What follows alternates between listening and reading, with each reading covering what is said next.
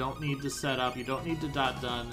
It's going to be everybody working together to make things work. So I hope you folks will join us. Keep an eye out for that on the Discord. There will be more information, but we will be playing a selection of co-op games, and I imagine that's going to take us most of the evening. So that's going to be an extra long, maybe 10-hour broadcast with a bunch of different games to play. Let's go ahead and let's get 90s audio up here.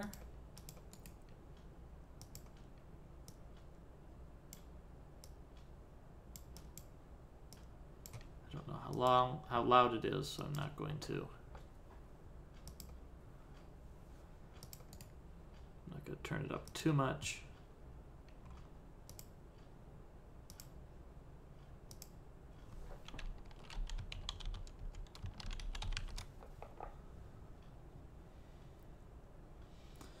So yeah, next week is going to be a nice low effort race to join. So if you are looking for an opportunity to get involved in some of these Mystery Funhouse races, these races are open to everybody. Anybody is able to join these races. We invite everybody to join us. So if you are interested in joining along, next week will be a particularly good week to participate because they're going to be very low effort, team-oriented races. Everybody contributes.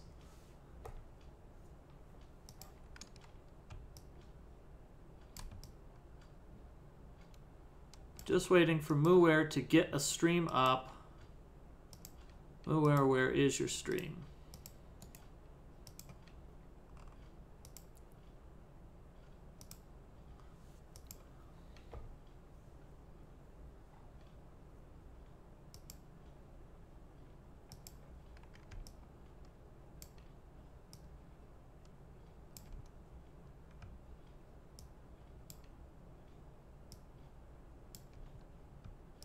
There it is.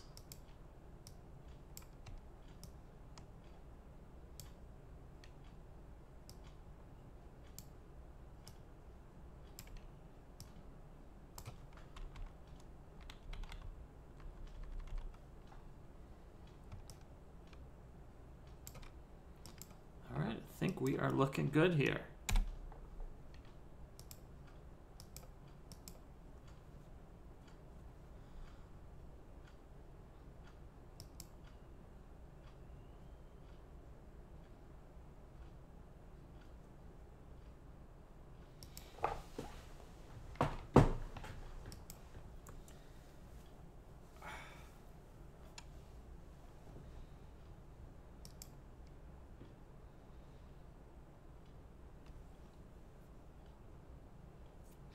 We could see here, this is a beautiful game released in 2000, developed right at the tail end of the 1990s. So we've got this beautiful 1990s pre-rendered full motion video introduction here with our cool tank driving. We've got our protagonist here, Roddy, son of Jason, and his elder sister, Elfie, who's going to be helping him along. And this is going to be an action-oriented game. So I know you folks probably saw all of the Legend of Zelda we had last time. A lot of players wandering around, getting lost, solving puzzles. This is going to be a lot more action-oriented.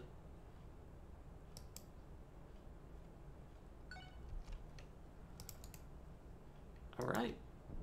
When my father was alive, he told me a story about alien beings that invaded and inhabited the ground beneath the earth. They were lightning beings, mechanical aliens that were building a nest deep under the ground. With their great power, they caused upheavals in the earth, threatening humanity. My father, in his combat vehicle, Sophia III, was the brave one who defeated the plutonium boss, but his bravery cost him, and my father succumbed to death. In combat, he fell into the enemy's trap. My mother died of an illness when I was 9. This game is a light Metroidvania. We are going to collect some upgrades, but that is not going to be but it the was whole of the only a game. matter of time before another nightmare would be upon us. Check complete. Sis, navigation is in your hands. Okay, leave it to me. How's Sophia today? Great. You did a good job as always, Elfie. Good. It's only reconnaissance again. No nonsense. Okay, Roddy? I know, Elfie. So, shall we start?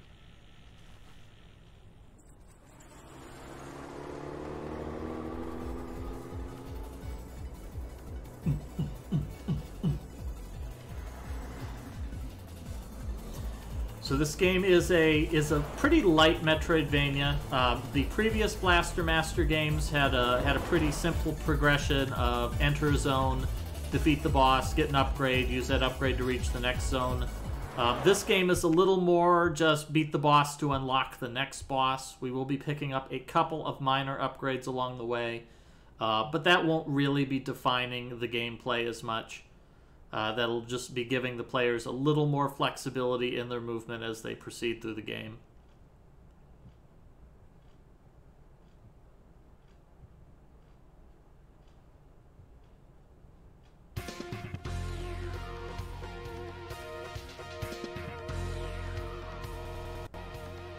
Roddy?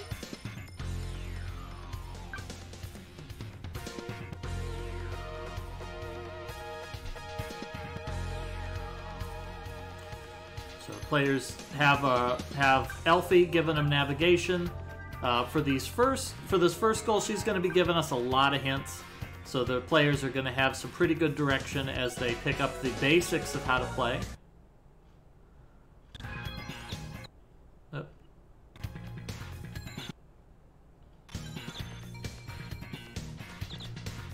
Eddie may be having a little bit of difficulty with his controls here. There we go. He's got it. He's figured it out. They are literally tank controls. We've got forward, back, rotate left, rotate right. But unlike your typical game, you can see here, you can also do a pretty nice side hop. And that side hop is a pretty fast form of movement that if the players really start wanting to go fast, they'll want to use a lot of side hops to move very quickly through these rooms. Two of our players, Spritz T and Someone325, found the first save point. There is a save point right here at the beginning. Save points will slowly restore the player's health. They are completely safe on top of them. You cannot be damaged by enemies. In fact, it's funny. These flying enemies that they see will kill themselves crashing into the save point if you sit on it. And their first destination is to find the portal in the second room. And that portal will take them to the first zone, the cave zone. We're going to be seeing 2 zones and 2 bosses in today's goal. And I think right now Muware may be in the lead. Muware looks like they passed through the portal to the cave zone. And this is the first area they need to explore.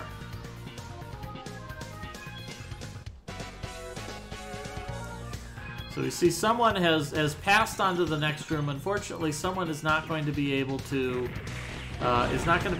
enter the next area because I believe that the gate to the next zone is not going to spawn until they defeated the first boss. So unfortunately, someone here is losing some time wandering around in places that their beloved sister has not directed them to explore.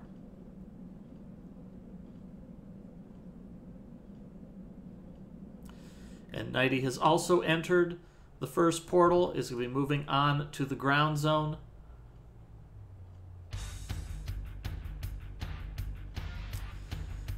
This was a budget title released by Sunsoft to capitalize on the Blaster Master franchise. I believe this is the 5th game in the Blaster Master franchise. You had the original NES Blaster Master. There was a Game Boy port of Blaster Master called Blaster Master Boy. The 3rd game was Blaster Master for the Blaster Master 2 for the Sega Genesis. And I'm drawing a blank. I think there was another one, but I don't remember what it was. But at any rate, this game was released as a budget title. I believe it was released in the United States brand new for like $10, which just shows you the majesty of going to the CD format. That CDs were just incredibly cheap to manufacture. I purchased this game when it came out, and I enjoyed this quite a bit. It's a fairly simplistic game. There's a couple of challenging bosses towards the end.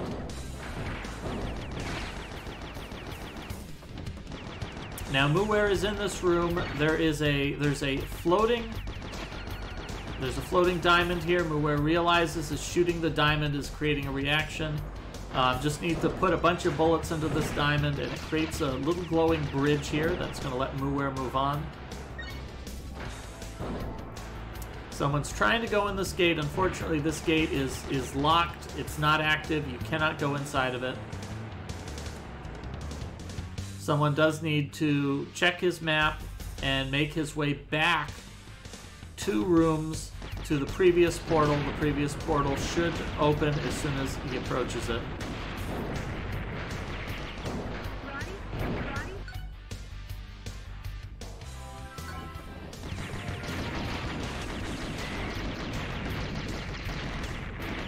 Maybe he's also activated the bridge and can move on. So the player has a basic cannon, which is this yellow stream of shots that we see most of our players firing. You can hold down the button to get rapid fire, which is going to be 99% of the way you fight. Our players also do have a sub-weapon on them. Right now, the only sub-weapon they have is their blaster cannon, which we can see someone firing. It fires out a big glowing burst of energy. And that blaster cannon is pretty strong. That's one of the better weapons in the game that the players will have. It has a tendency to cut through enemies and just hit big groups of enemies at a distance. So it's an excellent weapon that the players will hopefully use quite a bit throughout the game. As they explore, they're going to be picking up various items that monsters drop. Some of them look like a little sunburst. Those are health refills that will refill the player's energy. The other items they pick up, for example, we see on Nighty's screen an item that looks like a letter B. That refills the blaster. They'll find other items. There's also a T for thunder. There's an H for homing. And there's an F for the force field. And the players are going to be getting those as soon as they complete this first boss.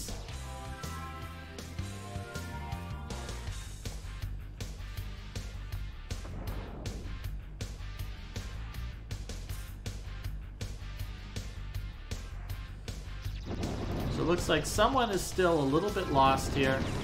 I think the room that someone's in right now, this is unfortunately a dead end. They need the climb upgrade to get anywhere here, and the climb upgrade is not yet unlocked. So they may get a little bit of a tease here that says climb.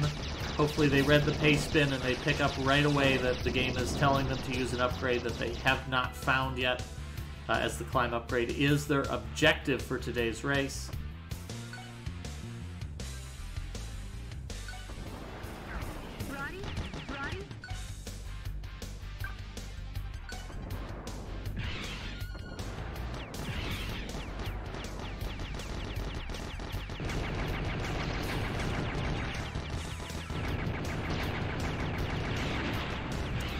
Spritz T checking the map, sees a big red glowing icon on the map. That's probably a pretty good hint that that needs to be their destination. So I think Spritz might be moving in the right direction now.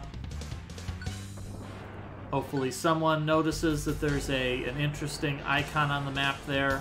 One room up and one room to the east, and that will take them to the first zone, where we see Nighty and Muware are in progress. In the first zone, the player's goal will be to find, I think it's 4 different little antennas that are hidden in this area. When they shoot those antennas, they will show that they are disrupting a force field, and that will unlock an indoor area that they need to explore on foot.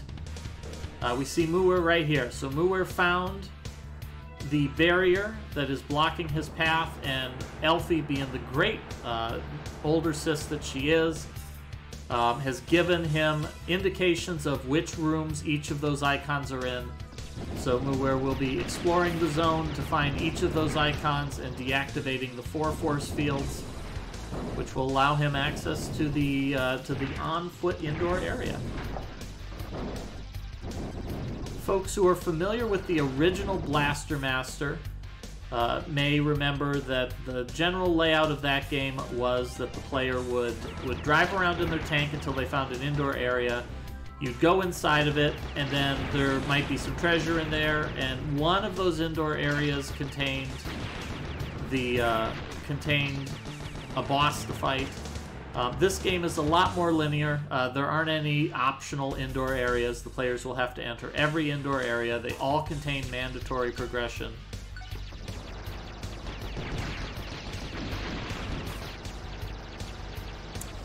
Poor someone here is getting a little bit confused. They found a room here, checked their map. Their map very clearly says there's a boss here. What someone probably doesn't realize is that that's the boss of the game, and that it's a little bit premature to face off against him. So hopefully someone will make his way back up to that northern room in the ground area and use that first warp, which is going to take him to the first zone he needs to explore. So Nighty has deactivated the first of the 4 force fields here. 1 down, 3 to go.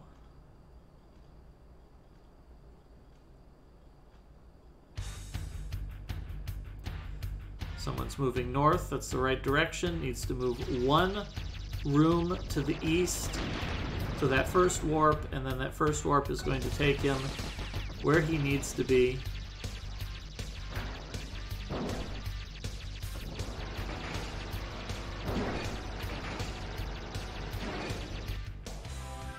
Sophia does not handle very well in the water, as someone is picking up.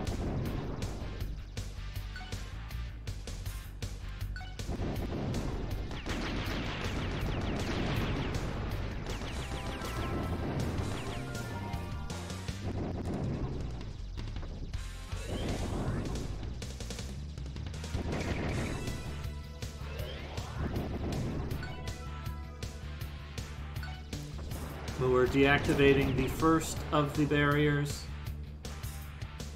There we go. Someone sees a very interesting looking portal there. It's got nice glowing lights on it. A good hint here that maybe this is where he needs to go. There we are. So someone has entered the first area, the ground zone. Unfortunately has lost some time. However, someone is one of our skilled racers, has been joining us for a number of these races.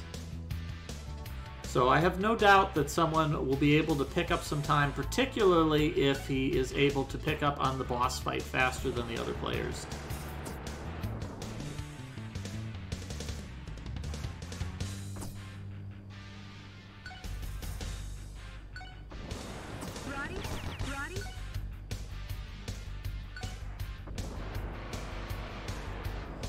That he plunges off of a ledge, drops down into the abyss below.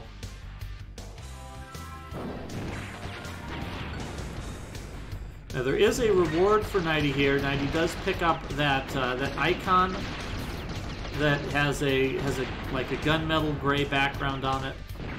Those are special items that will increase the max energy for one of their sub-weapons.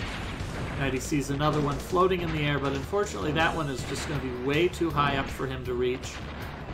I like this. I like that Nighty is trying to jump on this rock, but unfortunately these rocks aren't solid. You cannot actually stand on them, or whatever the equivalent of a tank staying still is. Nighty also spots a little bit of a surprise there. In the wall is a strange creature. Players who have played the original Blaster Master will recognize that as the Plutonium boss, the second to last boss of the original Blaster Master game. Now he's just a fossil in the wall. Just another brick in the wall.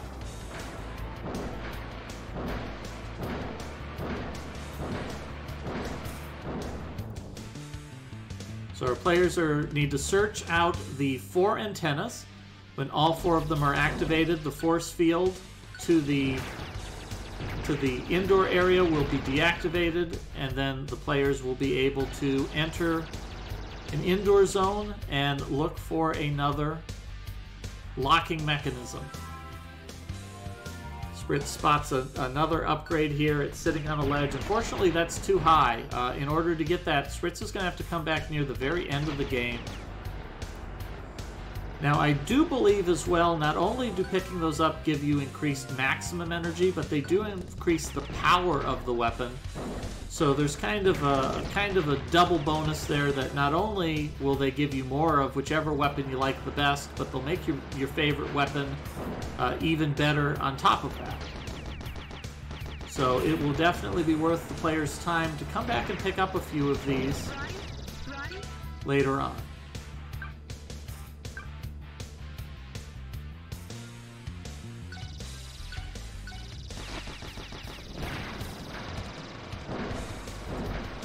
So Muir is down to only 1 antenna left, and he will be able to enter the interior zone. Nighty has just marked down 3 on his map, so unfortunately he has a little bit of driving to do. And someone has entered this area later than the other players, so he has a lot of exploration to catch up on. One thing that hopefully the players will pick up on is that this is a game that rewards moving pretty quickly through these zones. The enemies are going to give you weapon upgrades and health upgrades, but obviously you don't need to refill your health or weapons if you never took any damage to begin with.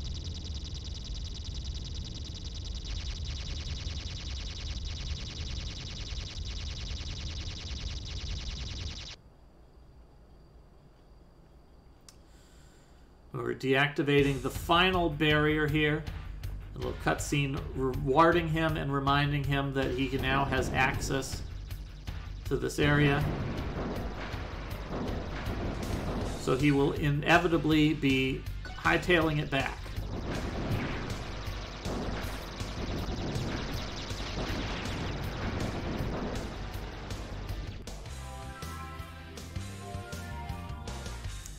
Now, another little detail I like about this game, I've read some reviews that say the music is okay. I think the music in this game is pretty darn good. There's a unique musical theme for each of the zones we're going to see. There's also a unique musical theme for each indoor area in each zone that we're going to visit. And a lot of these tunes are pretty good. There's a lot of rockin' music here. We've got this great electric guitar introduction here. We saw in the ground zone, we had that lovely remaster of the original Blaster Master Zone 1 theme. And Muir has entered the first indoor area. We're going to be seeing a lot of these. We're going to be seeing at least one of these in every section of the game. Muir is now on foot as Roddy. You have a couple of different weapons to use here. You can drop grenades. You have your basic blaster. If Muir presses triangle, he can do a special attack where he'll just bounce around as a pure energy being for a few moments. Using those is going to be really helpful. And Muir just walks straight into a force field because that's what happens when you go through a door.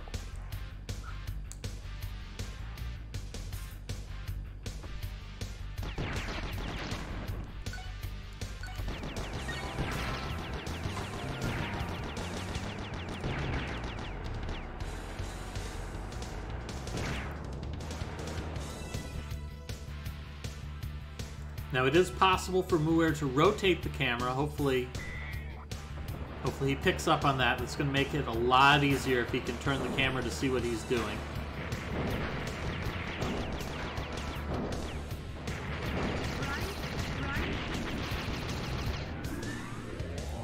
Oh, here we go. And Muir picks up a gun upgrade. So whereas Sophia only has the main gun, which is kind of a spoiler, you're never going to get any upgrades for it. You're only ever going to find sub-weapons. Roddy is going to find these gun upgrades in a lot of different areas. And Roddy can pick up to a total of 6 upgrades, get his gun up to level 6. And that's going to drastically increase his firepower. So it's a great idea to upgrade your gun as much as you can at any given time, and to try to maintain your gun at that maximum level. At the maximum level, Roddy gets a sweet flamethrower that just absolutely melts enemies, both literally and figuratively. And there are going to be a few of the bosses in this game that the players are going to have to fight as Roddy, and you're going to deal a lot more damage if you have those better upgrades for your gun. So Spritz T and Nighty have both deactivated the last of the force fields here, and so they'll be about ready to enter this first indoor area. Unfortunately, they're going to be chasing in the footsteps of Muwer, who, having reached this area first, is going to be at an advantage.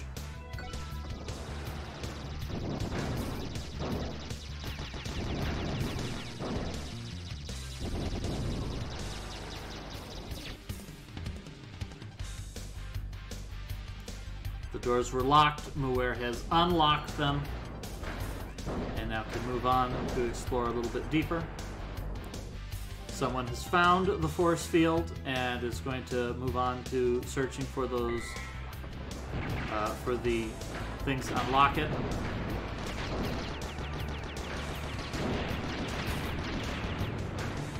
Of course, we've got some platforming here. Muwer hopping across a series of ledges to cross this this room filled with purple acid goo that's just going to drain health very rapidly if he stands in it.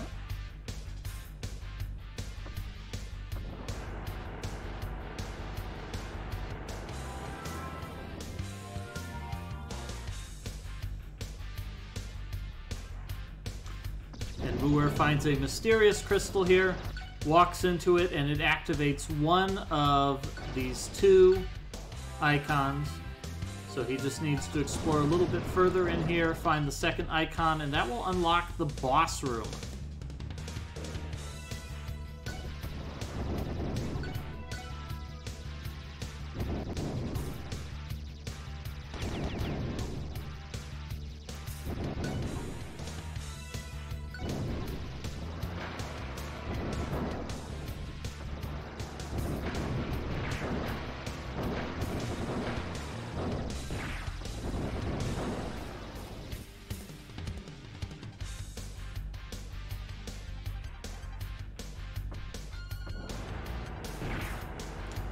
It's trying to figure out which is the ride off button. That's the select button. It's not L, it's not R. Spritz taking a moment here to cycle through the buttons. Maybe check his paste bin.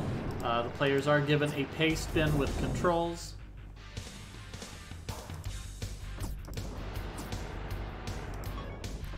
There we go. Spritz finds the button to get out.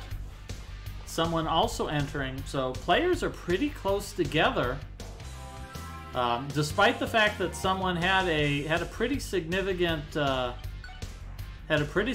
loss of time looking for that first gate, entering this zone at the same time as Spritz T. So it's plenty close. Now, Nighty here is confronted with another factor that may figure into the player's decision-making later on. Save points are kind of slow.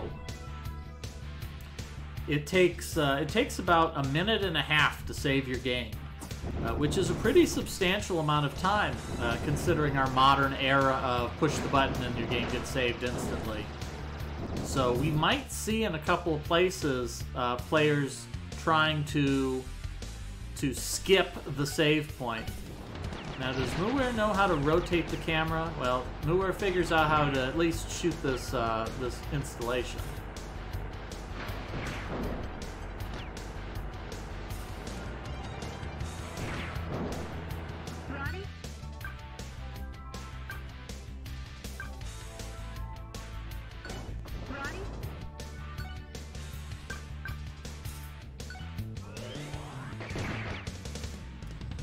All right, Nighty going in on foot. So Muir still is in the lead here. Muir has already activated one of the gate switches and has destroyed the force field to the second switch. So Muir's in a good spot here to be moving on to the boss around the 30 minutes mark.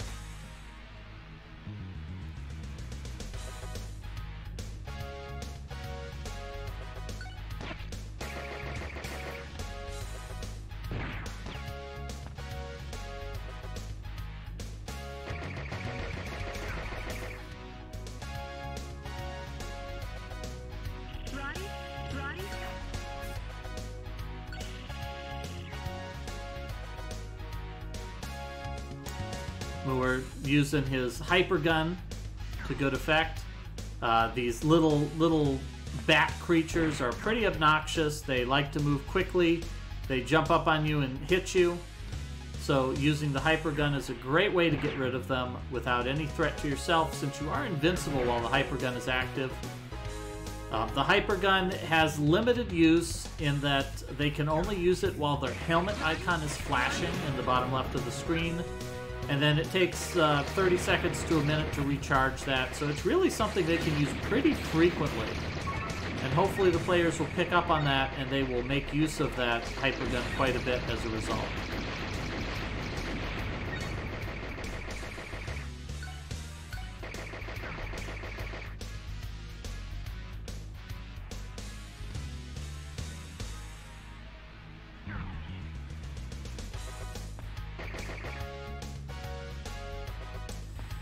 Grenades in this game are a little trickier to use than they are in the original Blaster Master. In the original Blaster Master, you could chuck grenades at an enemy and deal a lot of damage. In this game, you'd have to drop them at your feet, and then they have a short delay before they explode. So you kind of have to think ahead and be ready to run away from an enemy when you drop your grenade. But they are very powerful, so hopefully the players get a lot of use out of them. Especially when they have a low-level gun like someone is at and Nighty is at right now. Since your low-level gun really doesn't have very much power, whereas your grenades, they burn through everything. Muir has activated the second crystal and the door has opened, and that's probably a pretty good sign for Muir that he is ready to get out of here. Regretfully, Elfie's offered to teleport you back to the Sophia. It only applies when you're outside of the dungeon. So unfortunately, Muir is going to have to leave on foot. Which will be important later because there's going to be a couple of these areas that we're going to be leaving a lot more quickly than others. But we'll get to enjoy that when we get that far.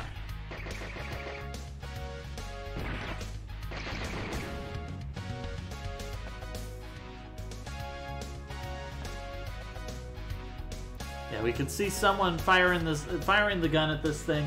The level 1 gun really just does not have any power to it, and it took quite a while to break that machine and deactivate that barrier.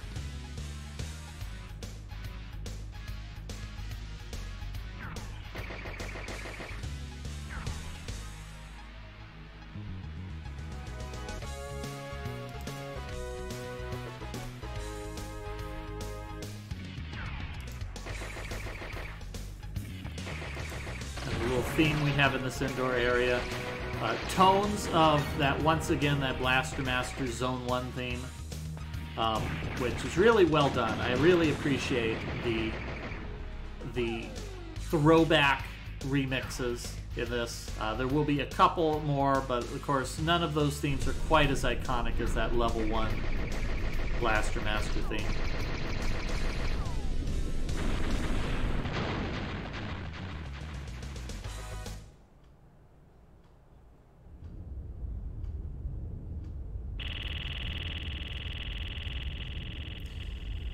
Now, early on here, this game is really generous. We get these cutscenes showing you that you're activating these things, deactivating the force fields.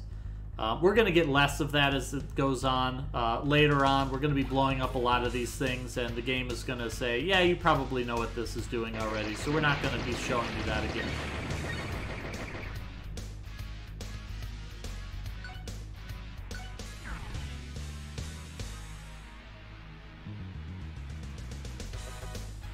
Someone picking up a couple of gun-ups here in this little storage room, upgrading to a sweet grenade launcher.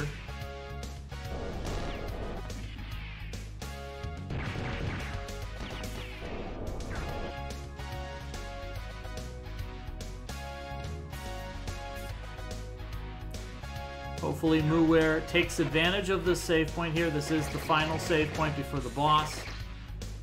This game is very generous with save points. You will get a save point before fighting the boss of any zone, so you will not be doing any embarrassing replays of old area.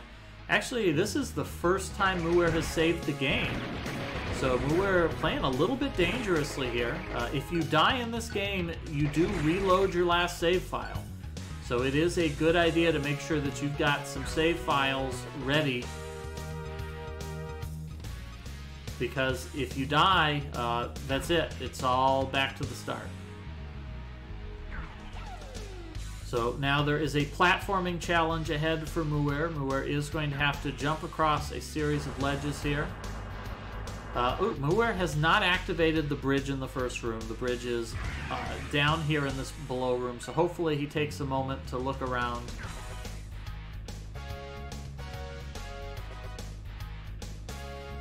We're picking up a thunder upgrade there.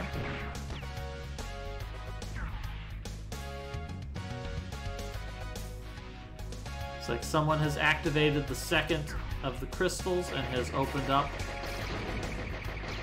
that door.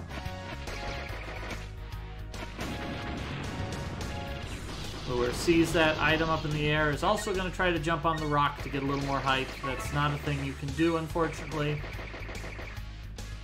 The only way you're going to get that is by going back. Well spotted there from Muware. Spotted this crystal in the corner. Doesn't know what it does, or perhaps he suspects what it does. That does activate the bridge in the previous room.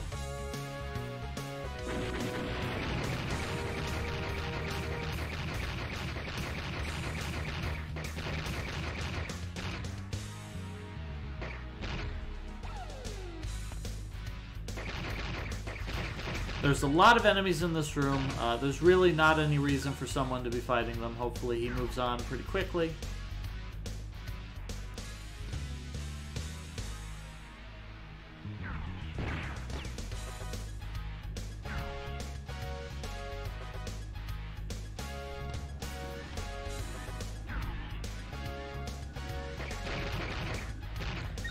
Now also tagging the second crystal that's going to open up the door to the boss.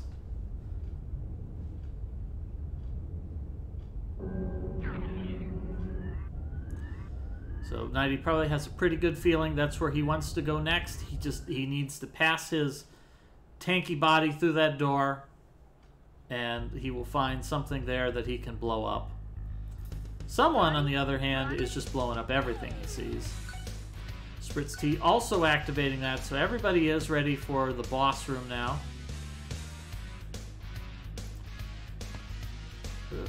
We're cautiously platforming through this room. There's a lot of pillars here. If you miss any of these jumps, you will be going to the room below, and then you'll have to climb all the way up, and nobody wants to deal with that. Alright, one more pillar to go, and Muware makes it to the end. Well done, Muware. No falls. I'm sure we'll see at least one of the other players have 2 or more falls. So we've got a cutscene here. It's a good sign that this is progression. In these kinds of games, it's always a good sign when an FMV starts to play, because that's your sign that she did something right. And Muware will be facing off against the first of many bosses, the Solar Guardian.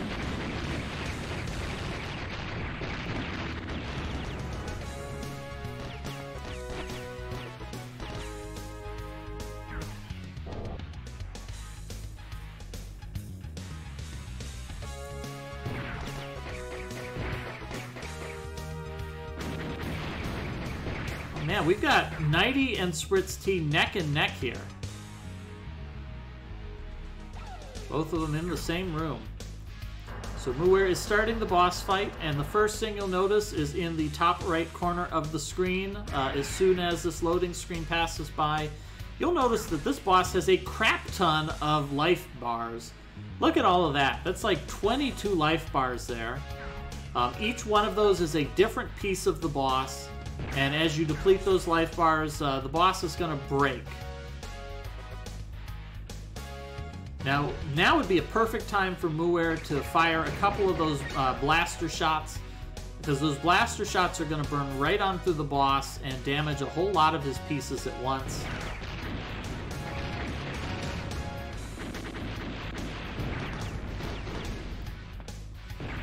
Now you also notice two of those life bars are flashing. Those are the life bars that actually need to be depleted to defeat the boss. And we're going to see this for every boss we fight. This is one of the more life bar heavy bosses, but every boss is going to have more than one life bar, and depleting those bars is going to change how the fight works.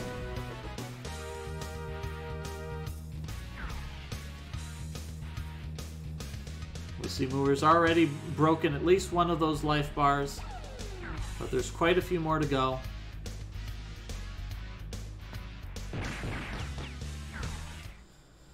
So it looks like Spritz has made it out, someone has made it out, Roddy?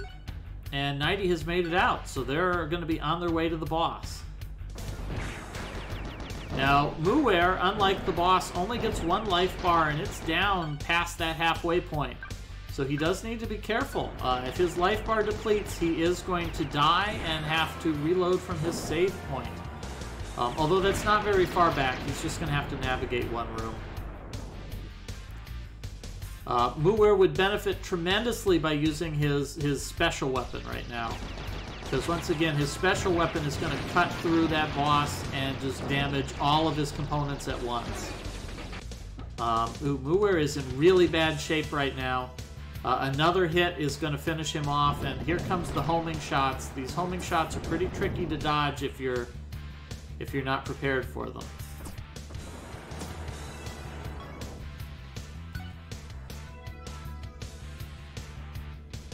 Muir's hanging in there. He's got a lot of these life bars are pretty badly damaged right now.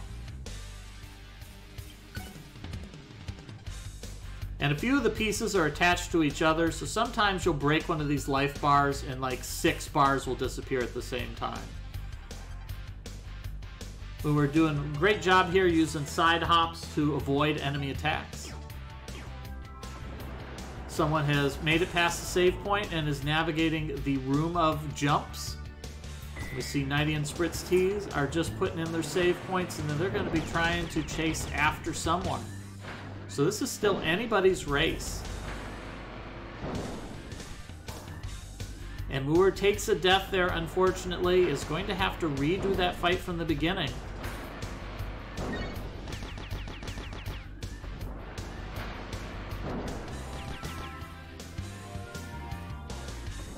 Nighty trying to plan ahead, and Nighty slips and falls down and is going to have to climb back up.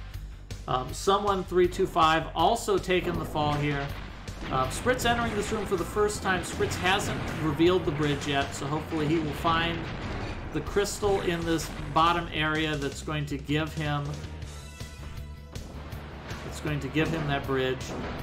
Also picking up that freebie first upgrade, which is going to give him, he picked it up at a T, which means that Spritz is going to have an extra unit of energy for the Thunder upgrade. It's like Muir took a plunge here.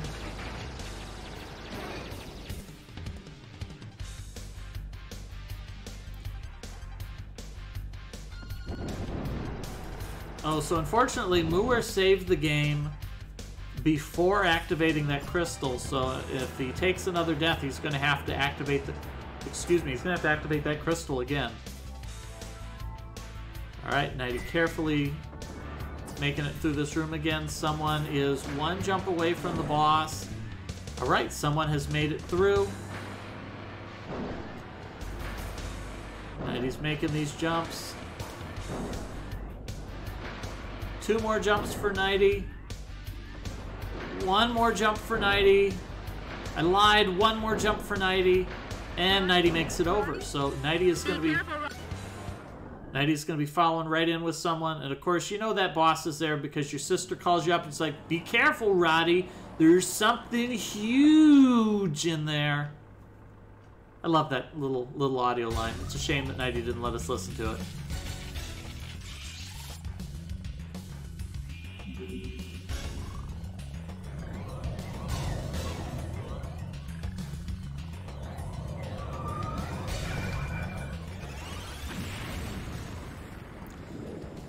So Muir and Spritz T losing time on precisely the thing I expected, falling down these holes. Hopefully Muir picked up that upgrade. You're gonna definitely want to pick up a few of those upgrades.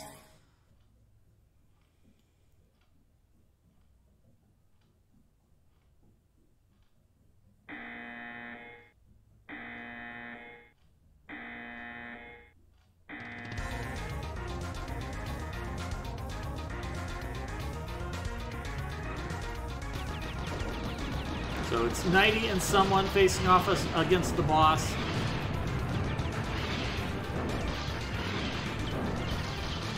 Nighty making good use of the blaster. And that blaster likes to just cut through the boss and damage a little bit of everything.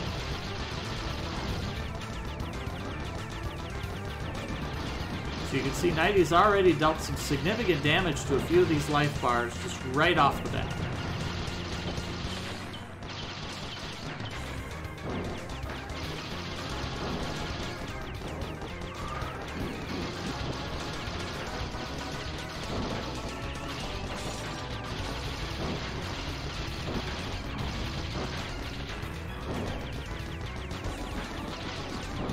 Alright, Muir makes it over, so Muir is ready for attempt number 2 against the boss. Spritz T's got 2 more jumps to make, 1 more jump to make, 1 more jump for Spritz. Spritz makes it across as well, so we got everybody on this boss at the same time. Muir has already seen the cutscene, so he's just going to skip it the second time around, and I am A-okay with that. Looks like someone's making some good progress on this boss. Parts are starting to fall off. This boss has a bumper sticker that says, honk if parts fall off, and right now someone is wailing on that horn.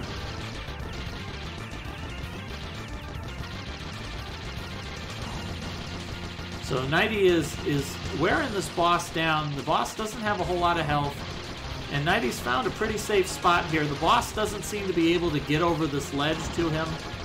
90 has disabled all of the boss's ranged attacks. So at this point, he's just dwindling down health bars. There it is. The boss is starting to explode.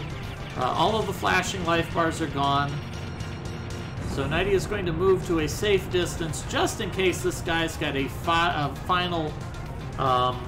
take you out with him type of attack.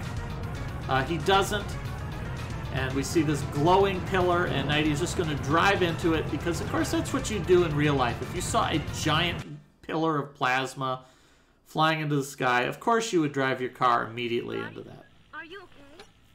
What was that, sis? I'm fine. All systems still A-okay. I can't believe you weren't hurt. How could you survive? What can I say? Despite that I only have minimal equipment. Listen, Roddy. Father wouldn't have argued like that. Ooh, Muir lets the boss ram into him. I understand. You definitely don't want to do that. Like That hurts if you take a hit direct on like that.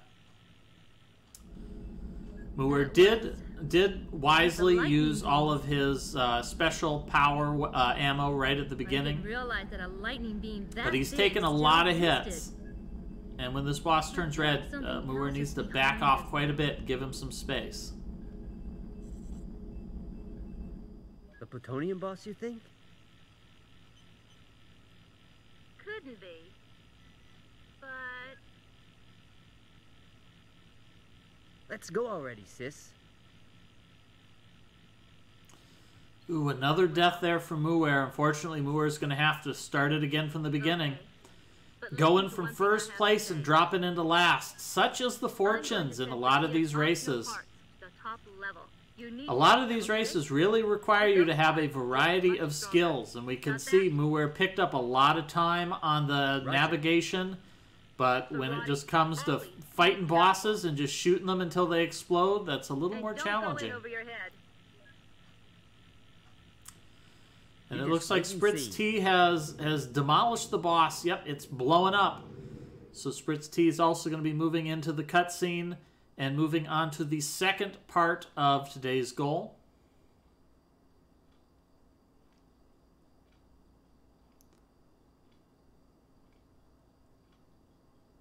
We're trying to make this first jump so that he doesn't have to activate this switch again, but unfortunately, just going to be a little bit too challenging.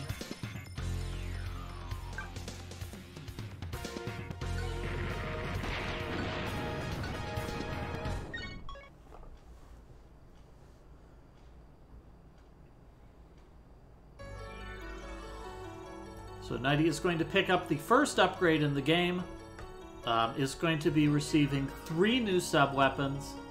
Right now, they've only had the blaster sub-weapon. Now the players are going to unlock homing missiles, the thunder, and the force field.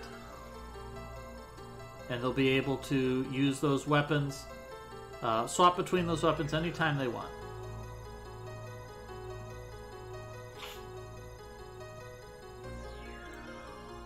Ooh, where is... someone is a little bit lost here. Thankfully, someone has plenty of health after this boss fight. There's going to probably be a couple of these goals where the players are going to be exiting these boss fights on their last legs, and they're going to be sweating bullets as they try to get to the save point. Ronnie?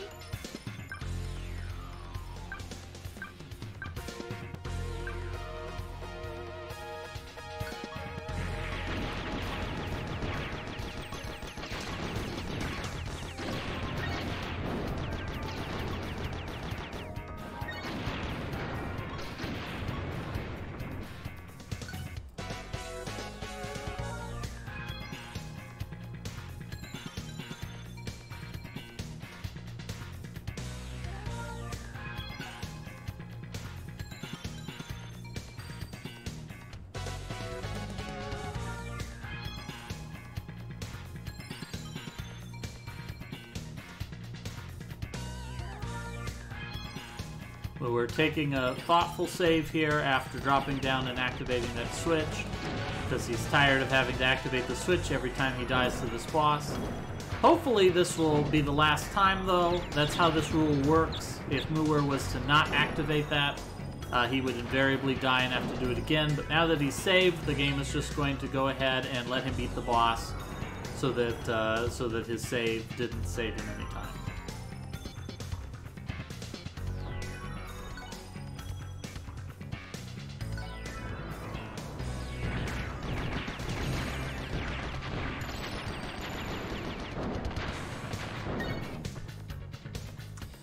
Sprit's trying to figure out what the maintenance terminal is. That's just video game speak for she put it in the save point. As soon as Spritz sees that save point and drives into it, he will hopefully realize his miscalculation. Thankfully, Spritz also has plenty of health and is really not in any danger of dying here.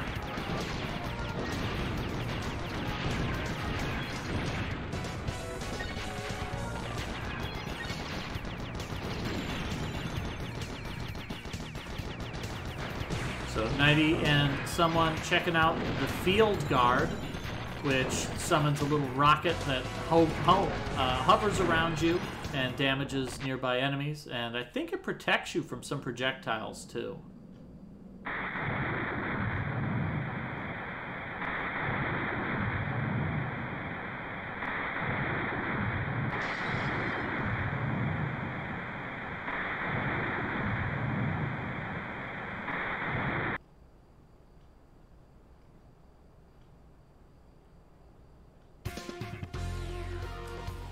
I'm personally most fond of the Blaster and the Thunder upgrades. Blaster is just all around great, just fires a big old projectile in front of you that damages everything in your path. And Thunder, when you activate it, it just shoots a wave of close-range lightning that just melts everything that's right in front of you. We'll see as the players experiment if they develop their own favorites, and we start seeing them focus on collecting exclusively the upgrades for their favorite weapon. Since all of the upgrades that they find will swap between those different weapons, so they can make any upgrade any weapon that they choose.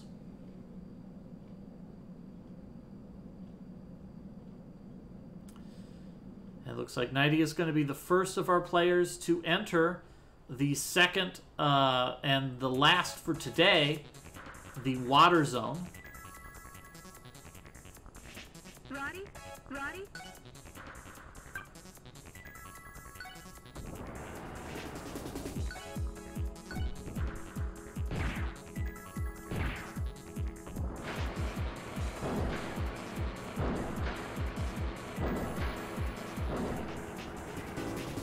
We're just making good progress on this boss. It's got a lot of damage to a lot of components.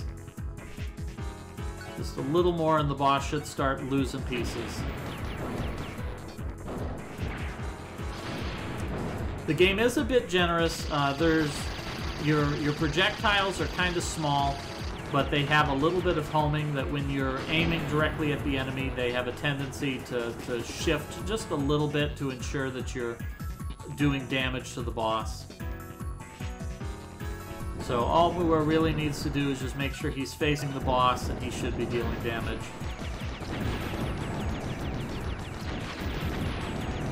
There we go. That was a pretty big explosion. Muir's got to be feeling pretty good about that.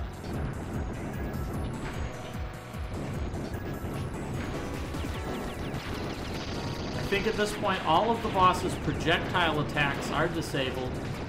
So Muir just needs to stay away from being hit directly, and he should be golden. Yeah, he's keeping his distance now. Yep, I think Muir's got it.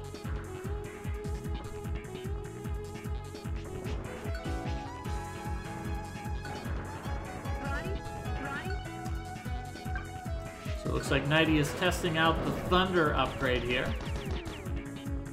We see someone is back to the good old Blaster. The homing missiles are another one that are useful in a lot of scenarios. There's a lot of rooms that you'll encounter that have enemies that like to fly, and they're just absolutely obnoxious to shoot.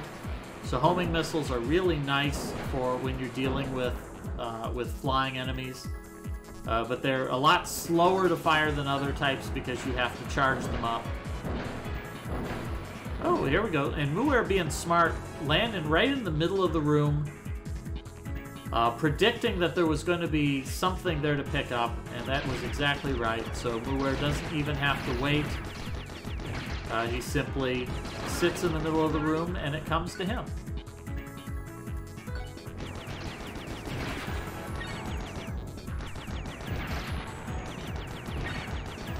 Zone number 2, which we see 3 of our players are in already, is the water zone. We're going to be spending a lot of time driving in the water. Unfortunately, Sophia drives underwater just as well as you would expect a tank to drive underwater, which is not so hot. It's pretty slow, pretty clumsy underwater. Thankfully, the next time we visit the zone, that will be much less of an issue.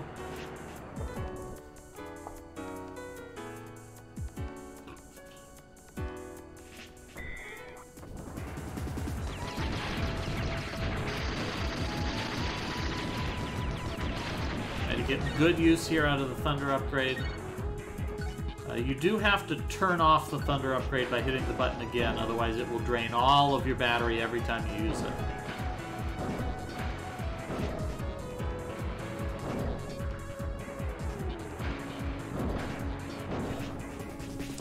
So Spritz sees that upgrade hovering tantalizingly up in the air, but cannot reach it.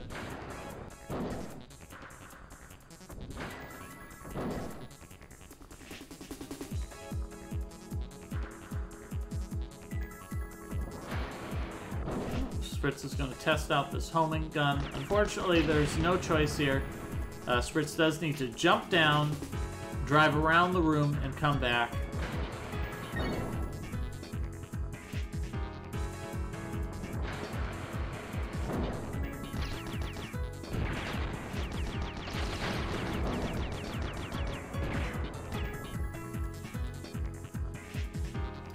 We are 56 minutes into today's race. Our players need to reach the boss of this zone and defeat it, and that will be the end of today's goal.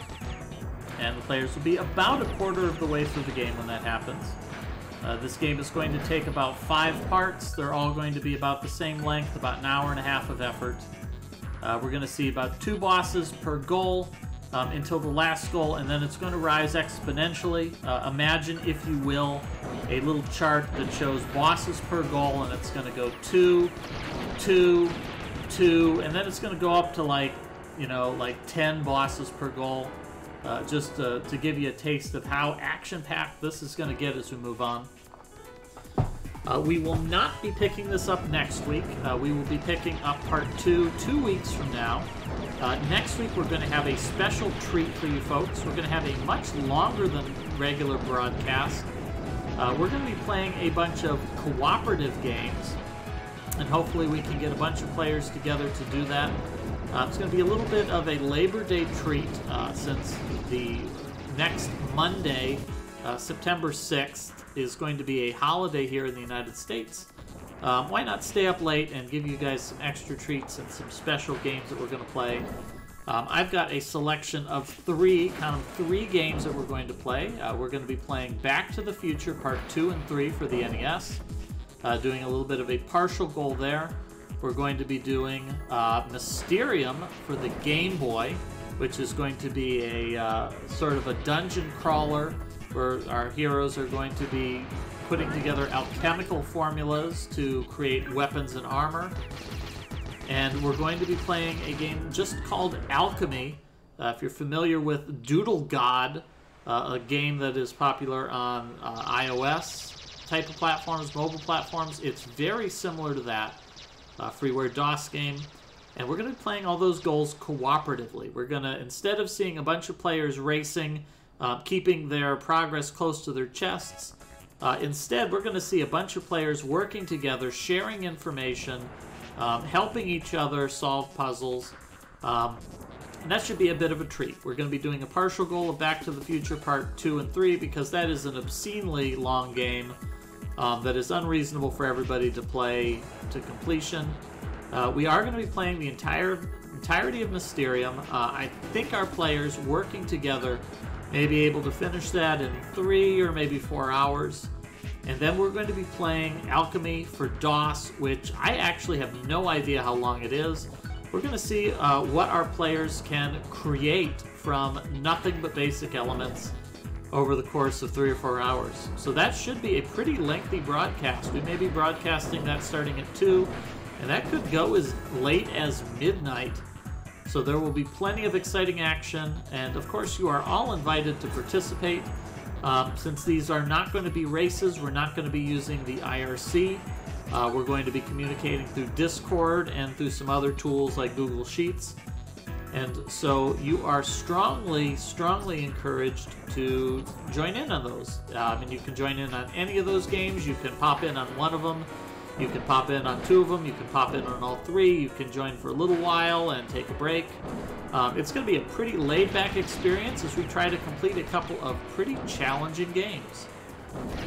So hopefully you folks look forward to that next Sunday at 2 p.m. That's going to be our regular segmented blind time slot. And we're instead going to be doing a Labor Day cooperative gaming extravaganza with a couple of retro games that our players will be trying to solve together. So we see Muware is just now heading through the portal here to the water zone. So Muware did lose some time, unfortunately. Had to fight that boss 3 times total, I think it took. But Muware made it through and has been rewarded with a couple of upgrades. Now can use the homing, the force field and the thunder upgrades. It looks like Nighty has really taken a shine to the thunder, and I cannot blame him in the least. Thunder is my favorite of the upgrades. So I absolutely approve of Nighty's choice.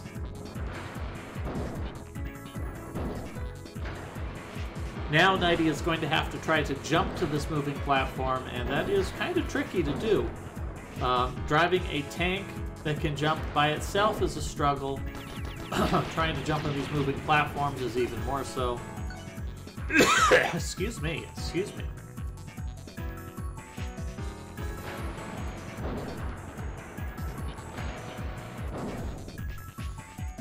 So Spritz T sees this upgrade here. Nighty saw it as well. Nighty decided to skip this. It looks like Spritz is going to stop and pick this up. This is a permanent upgrade to one of the weapon systems. So Spritz can wait a moment here.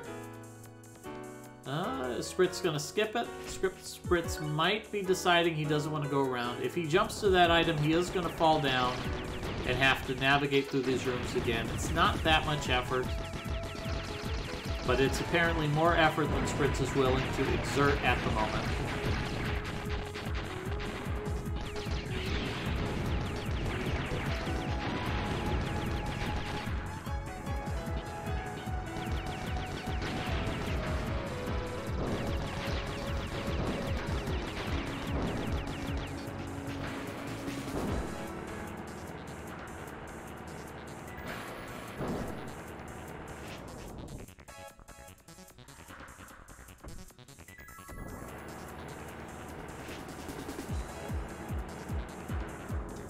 No, I think Spritz... Oh no, Spritz falls into the water. Unfortunately, he has no choice. He's going to have to drive all the way around. Now, this may figure into his mentality. Maybe he was willing to put that effort into grabbing that item the first time, but now that he's had to go around this room again, he might decide that he doesn't want to do this again. So his next attempt, maybe he just crosses and he just moves on with the level. Or maybe he commits to it. It is a permanent upgrade. This is the first of 5 goals.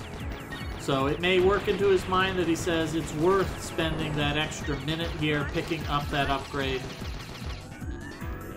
knowing that he will permanently have more ammo for the rest of the game.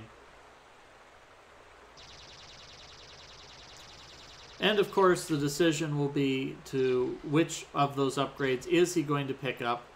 Since he does get his choice, every time he finds one of those upgrades, he gets his choice. He can have a homing upgrade, a blaster upgrade, a thunder upgrade, or a force field upgrade. So he will have to decide which of those items does he like best, and is he going to spend his time and effort picking up. These upgrades are going to be pretty rare and precious early on in the game. Later on, the players are going to find quite a few more of them.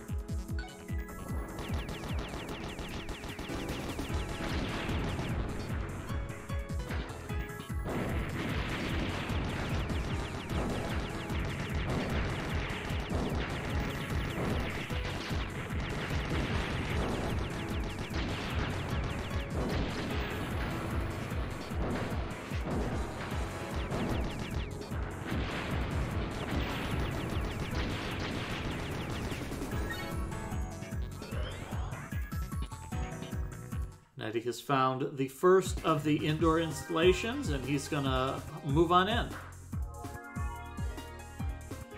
Roddy? Roddy?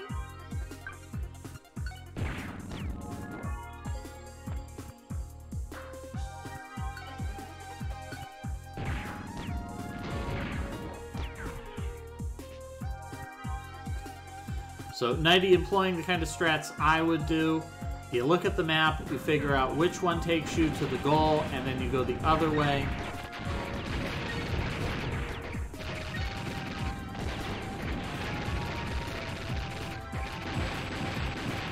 Nighty unfortunately having a lot of trouble here hanging on to his level 6 gun. Did he notice that gun upgrade? He did. So he's back up to a flamethrower. That flamethrower is going to do a lot more damage than his basic gun. So it is definitely worth his time to hang on to that.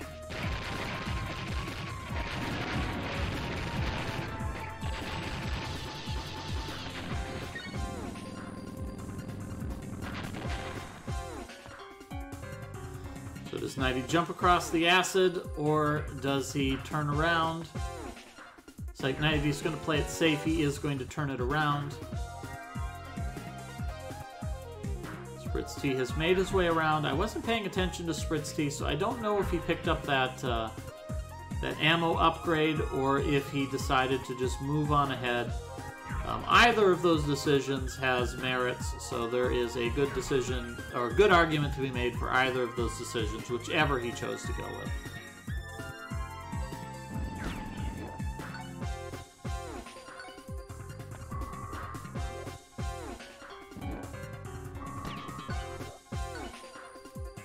Does Knighty notice these lasers? Yeah, these lasers are temporary. So he just waits for the lasers to pass and he can drive on through. Or actually, he's not driving right now. He's walking. He can walk on through. Unfortunately, there is green electricity in his way, so until he finds the machine that is generating green electricity, Knighty is not going to be passing that way. And someone is fighting against these jets. These jets are probably one of the deadliest enemies in the game. They're not very strong, but they're very difficult to hit. Homing missiles are really the only effective way to deal with these guys. Normal weapons don't deal a whole lot of damage unless you get lucky and you happen to just catch them in a straight line.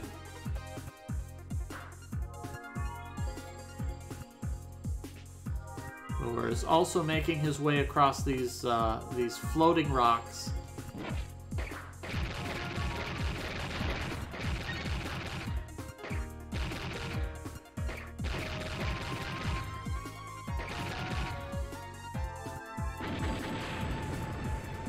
And he really doesn't like what he sees here with these tanks. He'd really like to blow these up. He's expressing his anger. Perhaps Knighty is a sort of a variant of a bull. When he sees the color green, he gets angry. This water is perfectly safe to walk in. I think Knighty will find out that if he jumps in this water, he'll have an easy time hopping back out of it. It looks like he's just going to play it super safe here. It's been a while since he's saved. That might be weighing on his mind right now, because there haven't been too many save points in this area.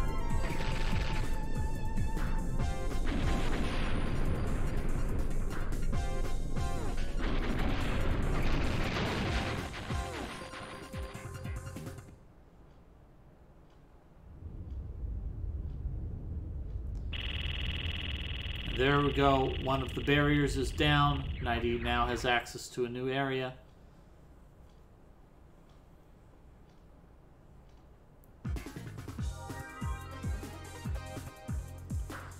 And he'll be moving on. Moore has found a save point and is going to be topping off his health and creating a checkpoint. It's always a big deal in these games.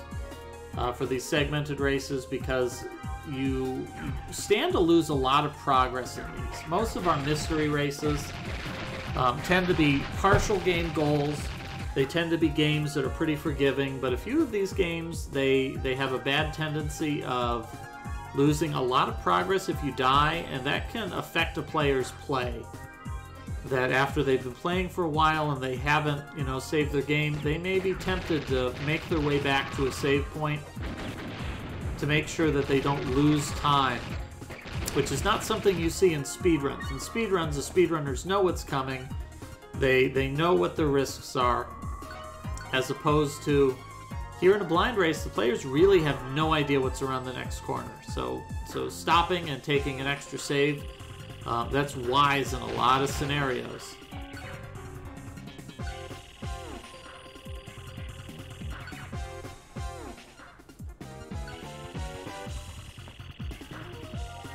So Knighty thought that he had deactivated the green force field.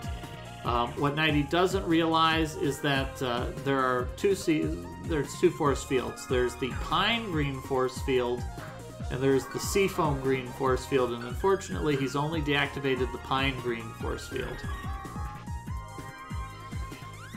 So if you're a person who you've memorized all those different paint colors, Your parents have suggested that the only useful career you could ever have is working the paint counter at Home Depot. Well, guess what? You've got an alternate career here, and that is recognizing the different colors of force fields that appear in Blaster Master Blasting again.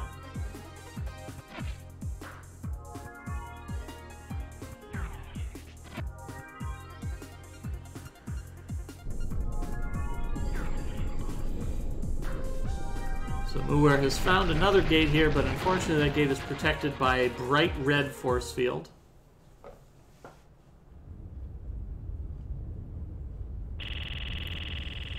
Now Nighty has deactivated the force field.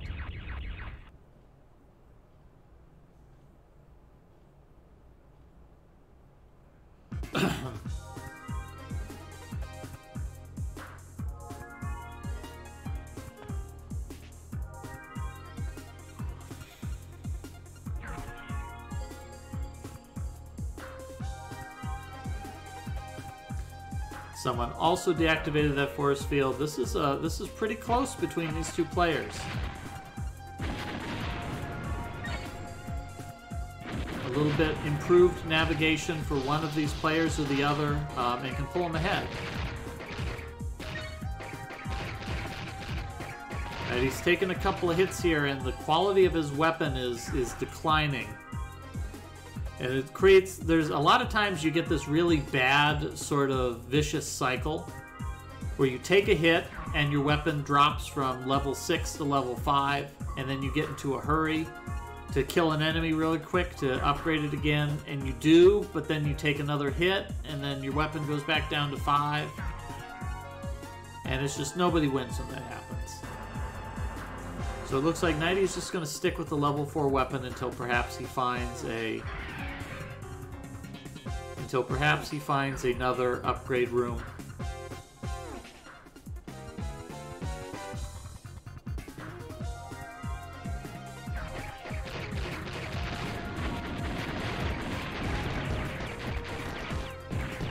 Now, Nighty is duking it out in this room. My strategy would probably be to try to get to the end of the room first. Nope, this is in fact a locked room. Nighty chose correctly. He is going to have to actually kill everything in this room to progress.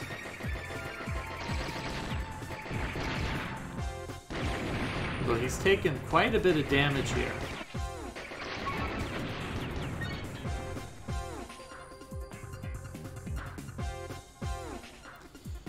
Now another trick is if you ever enter Sophia, apparently Sophia has a really high-class medical facility in it. If you step foot into Sophia for even 1 second, Roddy does get a full health refill, which is pretty nice. So in some of these later areas, it might be to the player's benefit to occasionally dip out, jump back in Sophia, and top off their health.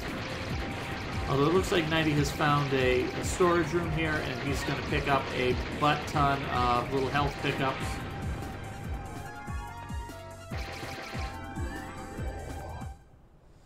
And he's just going to shoot this really arbitrary floating half orb. It's going to deactivate another force field.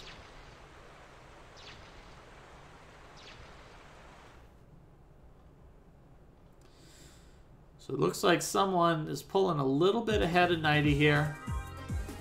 Someone does have the advantage of having a higher class weapon, so someone is clearing through these canisters a lot faster than Nighty did.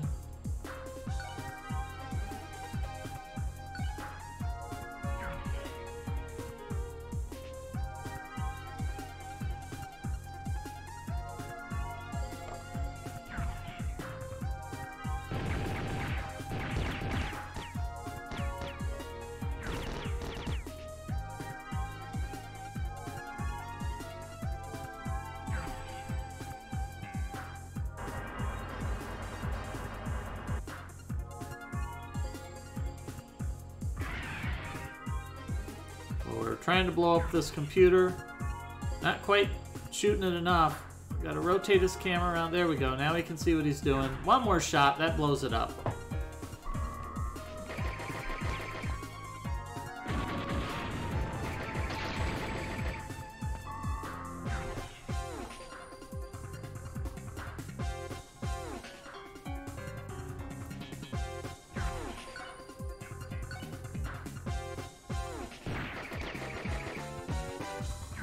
Nighty making a beeline for the exit here.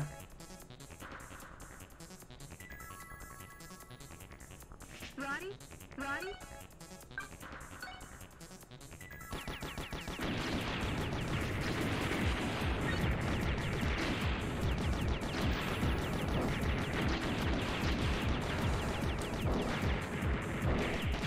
So Nighty has seen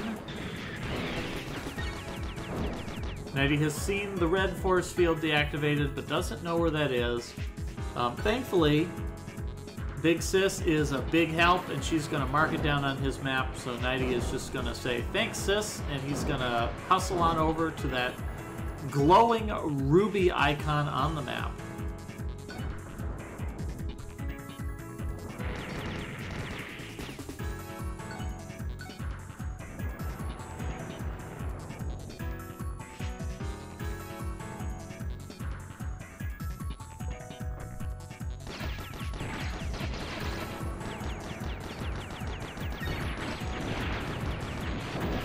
Someone saw something he desperately wanted down there, but unfortunately, he's not going to be able to get that with the default Sophia configuration.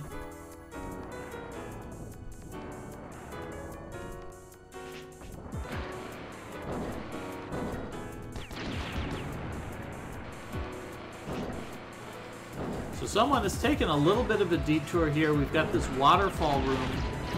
You visit this waterfall room. If you fall through one of the holes in the room with the two indoor areas, this is an obnoxiously vertical room to climb. So if Nighty is cautious and doesn't have to go in this room, he's going to save a lot of time.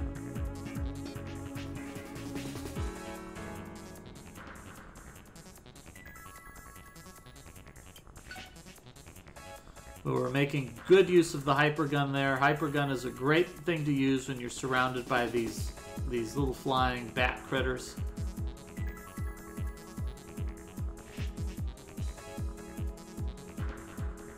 But where spots it, his weapon has recharged, so he's going to hit it again. Absolutely the right move there.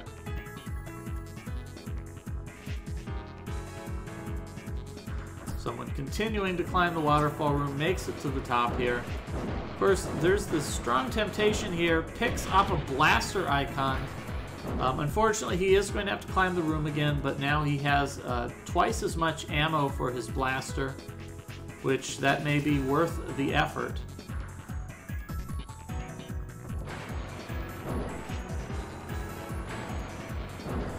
See Muir and Spritzty both shutting down another greenish force field here. So Muir and Spritz are neck and neck. Either of them could be our third or fourth place finisher. Nighty is starting to pull out in the lead here, though. Not falling down in that waterfall room has saved Nighty a lot of time. He doesn't get that blaster upgrade that someone has picked up, but that's not really going to affect him in this goal, since, surprise, this goal is not going to be a tank boss. We are going to fight the boss of this goal as Roddy.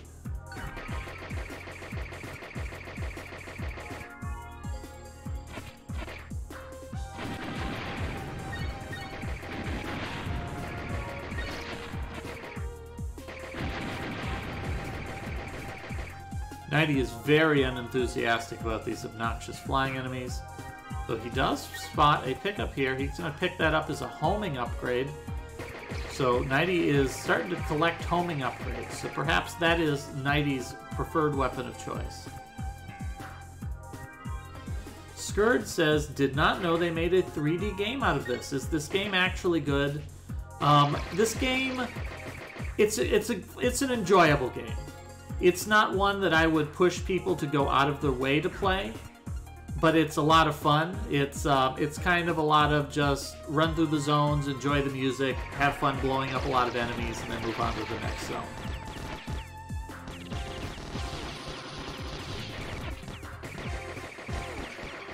It's got a couple of questionable cutscenes. This is the game where they decided that the most important thing everybody remembered about Blaster Master was the story.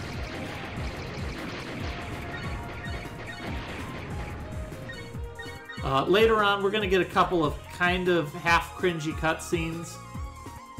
But as far as the action goes, yeah, this game is a lot of fun for just playing through action. There's going to be a lot of just running through mazes, blowing up enemies, looking for all the switches type of gameplay.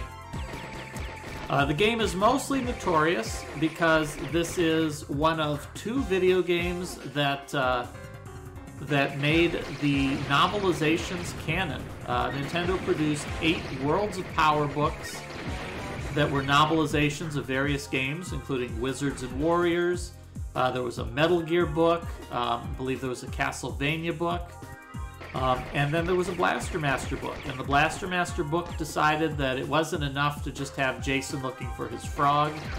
So they introduced a girl, Eve, an alien who landed on Earth searching for the plutonium boss. And Eve and Jason fell in love and had children. In this game, we play as the children of Jason and Eve, who are carrying on his mission of fighting the lightning beings. And that's one of 2 of the Worlds of Power books that were made canon. The other book was the Worlds of Power book for Shadowgate on the NES. The Shadowgate book was made canon as well.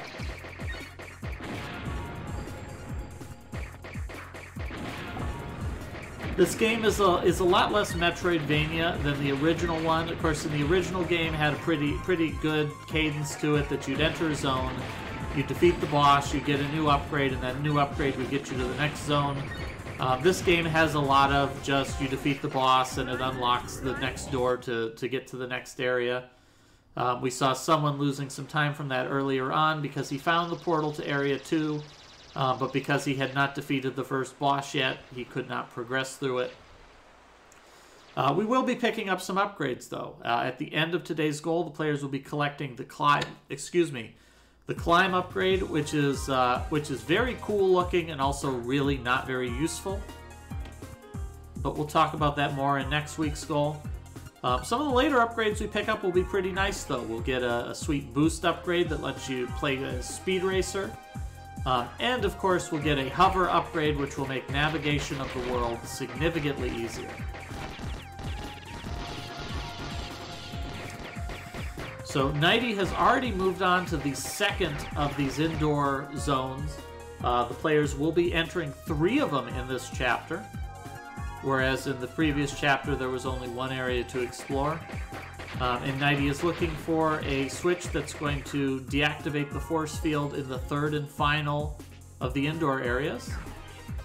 It looks like Muware and someone have completed the first of the indoor areas and are exploring, looking for the second. So you check it out here. We've got a nice high five going on between someone and Nighty. Someone is just entering the zone and Nighty is just saying, "Peace out." And he's driving his tank on out. We can see Nighty has picked up 2 hover upgrades. He's now got 3 pips of energy on his hover up weapon, and I believe that also increases the speed and the power of that weapon. So picking up extra upgrades is going to make his weapons even better, on top of having more ammo for it. Oh no, wait, did Nighty... I think Nighty may have missed something.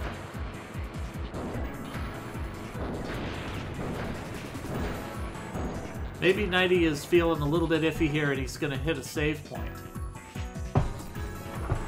So if this is true, this could be Nighty losing some time against someone.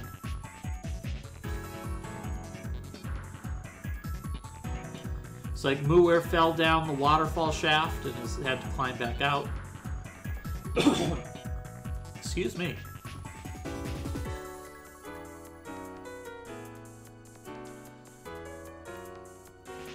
So unfortunately that took Muware quite a bit of the way back. He's going to have to navigate through a couple of rooms here in order to get back to where he was exploring.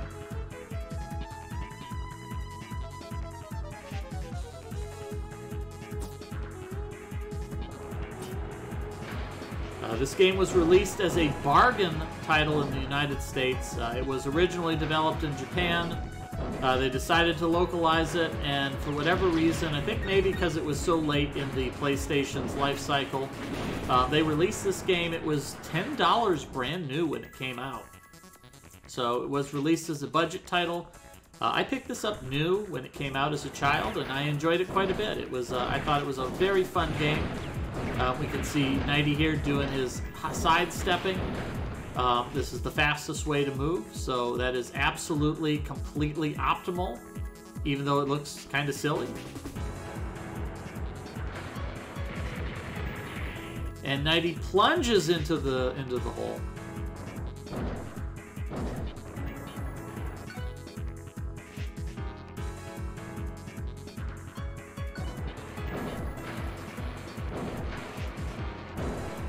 And he really wants to take that side path, but the default configuration of Sophia, unfortunately, is not going to be able to make it through there. We will see there's a number of upgrades that are scattered about in these areas, and the players can choose to come back and pick up more of those ammo upgrades if they like, when they have more upgrades to Sophia, but those are completely optional. So it may be interesting to see if later on, particularly in the last two goals, if the players decide to take a little bit of a detour to revisit these early areas and pick up a couple of these ammo upgrades to boost their sub-weapons.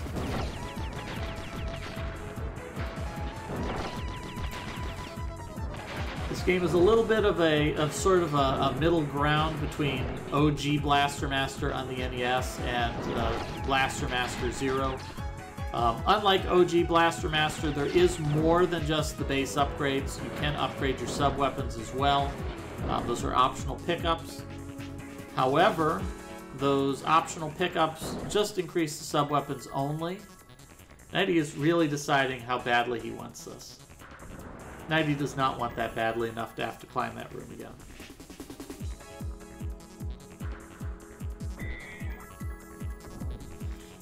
So I believe at this point someone has activated or deactivated the second barrier that will lead him to the final one of the rooms. Or maybe he's heading in? Muware needs to go to the second zone.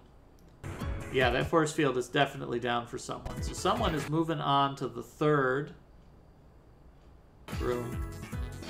Is Nighty alright here? Is Nighty... Ooh, Nighty is resetting the game. Looks like Nighty may have managed to freeze his game somewhere. So thank goodness Nighty did save. Or it's possible Nighty has gotten lost and he just decided that resetting his game is going to be faster. Whichever that Nighty has decided, it looks like he's going to reboot this and he's going to take it from the save point.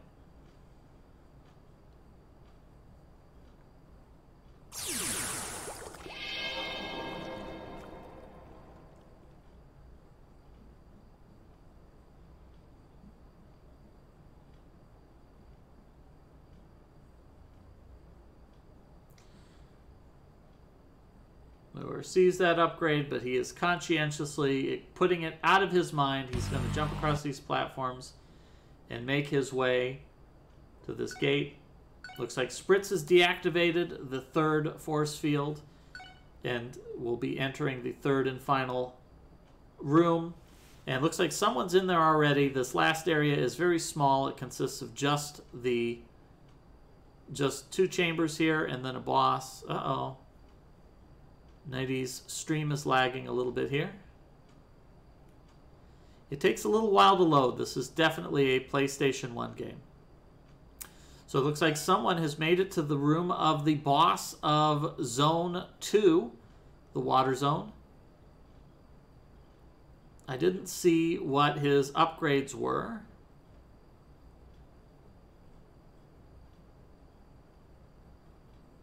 This boss is called the Liquidator, and the credits credit the voice as Murph.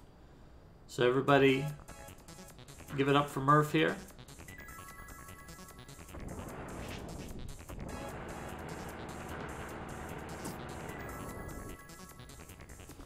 Now someone's got a level 5. Someone's got a level 5 gun here. That deals some pretty good damage. He's still pretty far away from the boss. If he gets a little bit closer, He can deal quite a bit of damage. This is also a great boss to be using your strafing on, since you can hop left and right and keep facing the boss while dodging attacks.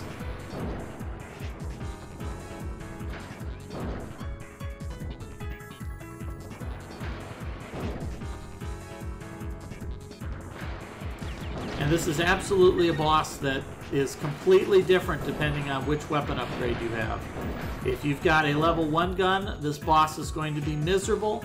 If you've got a level 5 or a 6 gun, you can get in real close to this boss and he just disintegrates. And once again, this boss has got 6 life bars because Blaster Master Blasting, again, loves life bars.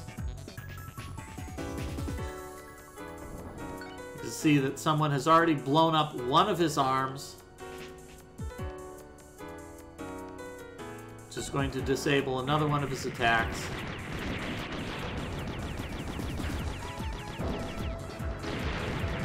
There we go. Someone gets the kill. Yes, it is. That is 100% Blaster Master.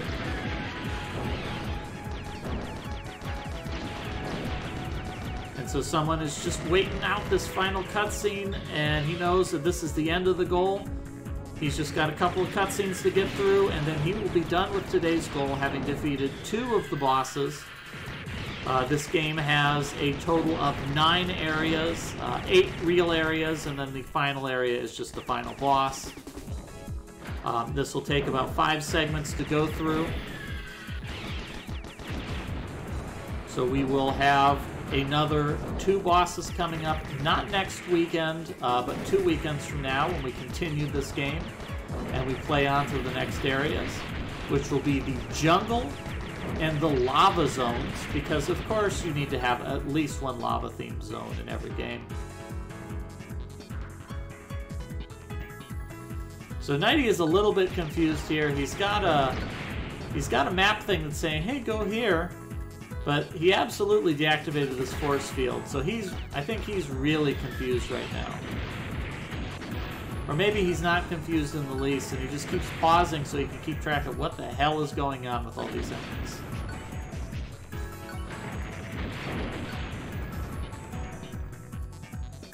Oh, Nighty's okay here. He's pausing an awful lot.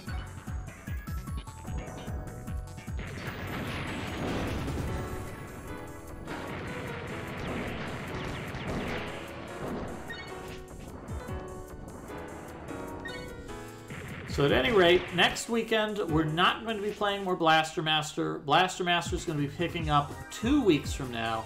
Next week, we're going to be having a special, different broadcast. We're going to be doing a bunch of co-op games. So next week is going to be a co-op extravaganza. We're going to be playing not 1, not 2, but 3 games. We're going to be playing Back to the Future, Part 2 and 3 for the NES. We're going to be having players play through just long enough to collect 3 of the items in that game. That'll be a meager 10% of the game, but that should be more than enough to keep our players busy for an hour or 2. That's going to be followed by Mysterium, a game for the Game Boy where players are going to navigate a first-person fantasy maze while collecting various objects to craft into keys, weapons, and armor. Our players are going to be working together to create maps. Intruder alert! Intruder! I shall liquidate! Wow, this thing can talk. Liquidate! It's great voice acting here. It only gets better as we get deeper. We're going to be playing Mysterium, a first-person sort of action RPG where the players are going to be collecting alchemical ingredients and crafting weapons, armor, and keys. We're going to see if our players can cooperatively beat that game in 3 hours or so. And then we're going to be finishing up with a game called Alchemy for MS-DOS. And that is going to be a game similar to Doodle God, if you're familiar with Doodle God for mobile devices, in which our players are going to try to discover every alchemical combination possible to craft an entire civilization. And I have literally no idea how long that's going to take. That's going to be a very long game. Maybe our players can craft everything in 3 hours. Maybe that is just a wildly, absolutely unrealistic time frame. I don't know, but those are going to be open to everybody to participate in. So if you are interested in joining us for any one or all of those games, do join us next week at 2 p.m. Eastern. We're going to be playing through all of those. I imagine that's going to be taking us some 10 hours to get through all of that content. That is a lot of content. So definitely join us next weekend for a Labor Day co-op extravaganza. So yeah, here we can see this boss is completely different for Nighty. Nighty has a level 2 gun here and is doing very nearly no damage whatsoever to this boss. In fact, if I was Nighty, I might take an intentional death here, slip on over to the other little zone, and pick up a couple of weapon upgrades, because a level 5 weapon will make this boss significantly easier. Now he's trying to speed things up. He's trying to save some frames here, but it's not helping him, unfortunately. See, Muir has fallen down the waterfall room again. Is going to climb his way back up.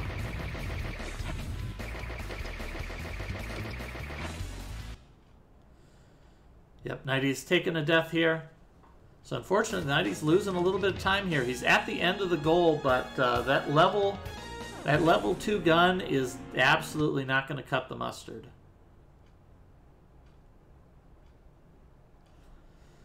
And I wonder if Muir is a little bit thrown off here. He has no icons on his map. No icons on his map telling him where to go. Which means either he needs to go back to the second zone and look for the device to deactivate the force field, or he's ready to move on to the third of the indoor areas, which contains the boss. Be careful, Roddy. Be careful, Roddy. There's something huge just ahead.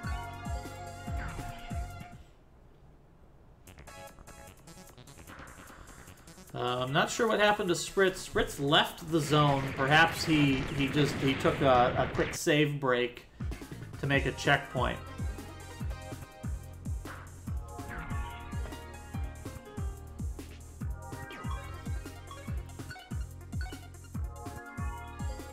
So Nighty is debating his options here. Looks like Nighty's going to give it another shot. This is always an awkward position to be in, where you're right here at the end, you're ready to fight the boss, but you're not sure if you're equipped for it, and you have to make a choice. Do you pull off that second place by just toughing it through a nasty boss fight, or do you lose a little bit of time getting a better weapon, but knowing that getting that better weapon is going to put you in a better position to fight the boss? So the other issue is Nighty is using the level 1 or level 2 blaster. It has really bad range. He needs to get a lot closer to the boss if he's going to be dealing any decent damage.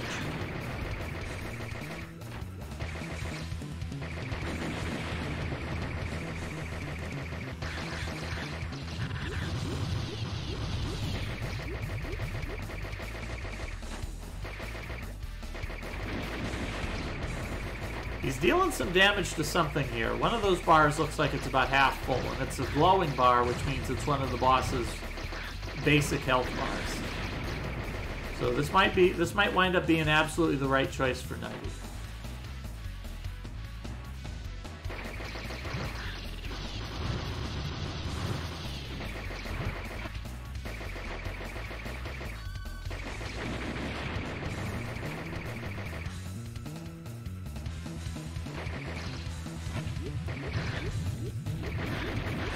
Alright, Spritz and Muir are really close here. They're both heading through the same rooms. So it looks like they might be moving directly to Nighty's position here to take out the final boss. I have no idea what's going on in Nighty's stream. It looks this wacky to me too.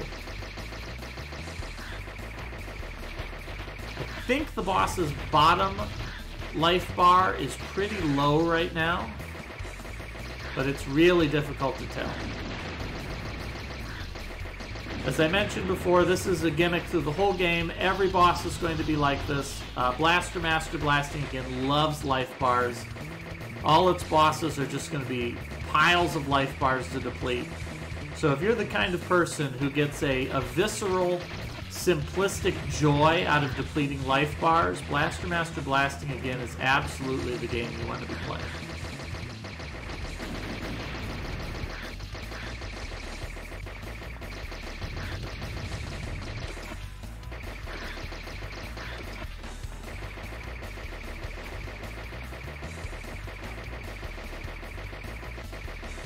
Spritz is trying to get into this room. Needs to get past this tank. So Spritz is ready for the boss. There's a save point here. Spritz is going to go ahead and take a save. Spritz has got a level 6 gun, so we're going to see just how this difference of power affects things. But it's too little too late for Spritz. Unfortunately, Nighty has managed to defeat the boss with his level 2 blaster. And it turns out it was not Roddy who was liquidated, but it was the boss. The boss was the one who was liquidated.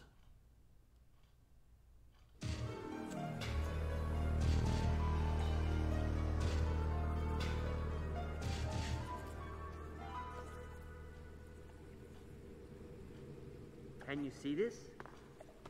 It's Mother's. You're imagining things, Roddy. No, it's the same as her pendant. Better get out of there quickly. Enemies are approaching. Elfie! Concentrate on fighting, Roddy. If you don't, you'll be killed.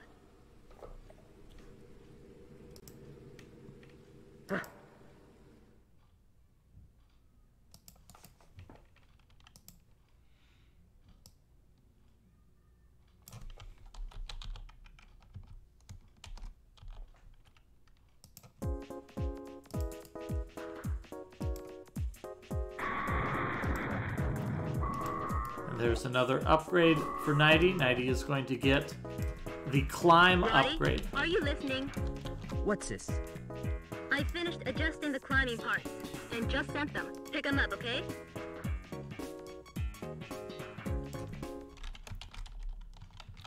And there is the victory for Spritz T. Spritz T turning the boss into a pile of goo.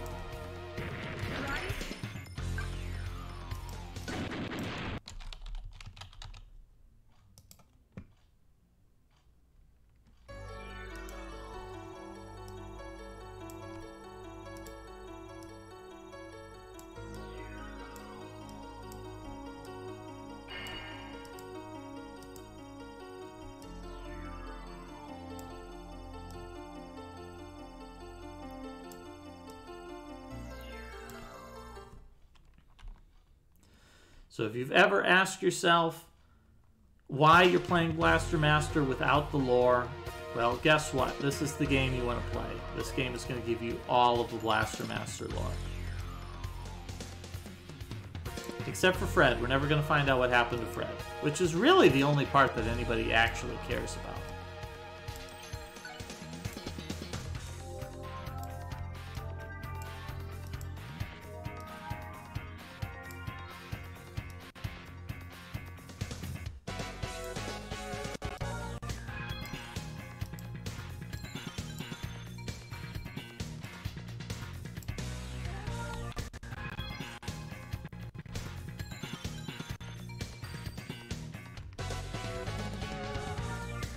You're just enjoying that sweet Blaster Master 1 boss remix, or Zone 1 remix.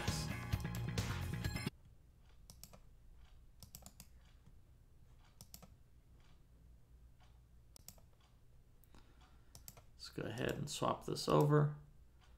Grab a little bit of audio from Mooware.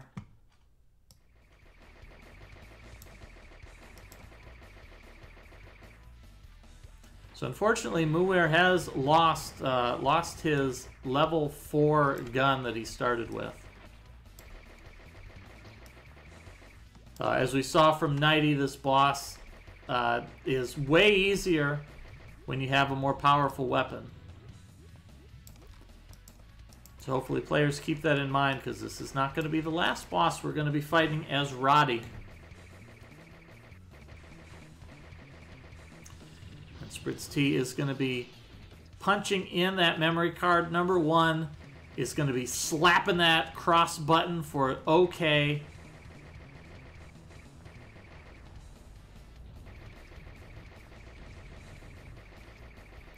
Hopefully Muir recognizes that he's too far back. He's not hitting the boss from this distance. So there is our third dot done. So we had someone, 325, finishing in first place with an SRL time of 1 hour, 35 minutes, and 41 seconds. 10 minutes later, Nighty punching in second place with a time of 1 hour, 45 minutes, and 25 seconds. And then barely 2 minutes after that, we've got Spritz T punching in third place with an SRL time of 1 hour, 47 minutes, 29 seconds. And here's Muir fighting the boss. Unfortunately, Muir's already down to a level 1 gun and really has not dealt a whole lot of damage to this boss. Needs to get in a lot closer here. There we go. There's that sweet damage. Needs to just drop a couple of grenades on this boss's schnoz. Needs to give him a nuclear snoot boop.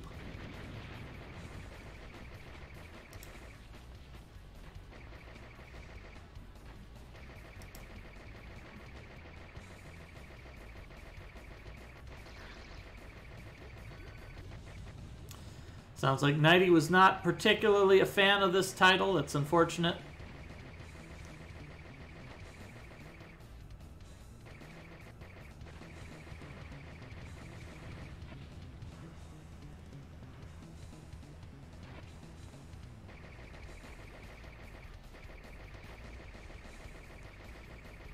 Yeah, so I'm not sure Muir realizes he's so far back he's not actually hitting the boss. He needs to get close enough so he can hear that little tink, tink, tink of the boss's health being chinked away.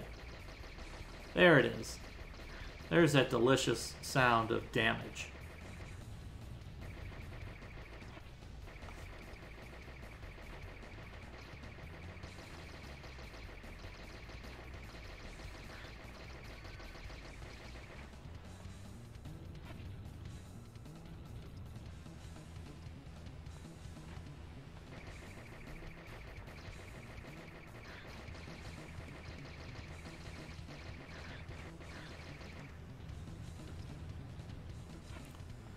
At least now we're seeing some damage. We're seeing some progression here from Muir. Close enough, getting some shots in.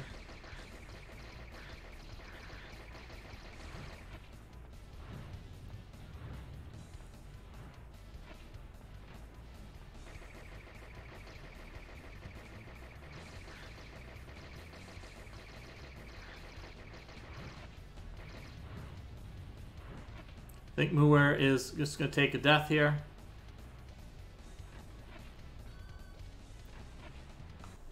Going to load the save file.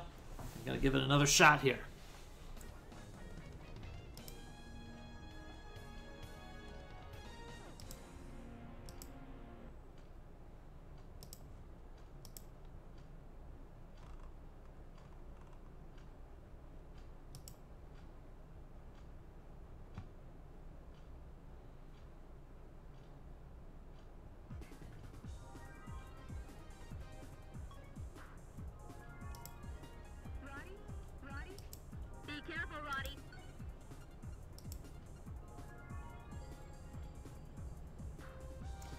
Alright, looks like Muir's going to give this another shot.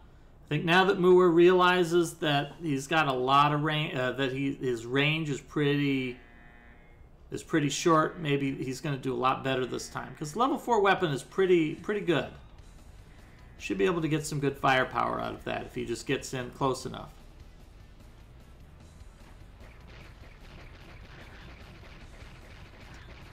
See, look at that. It took 4 seconds. 4 seconds.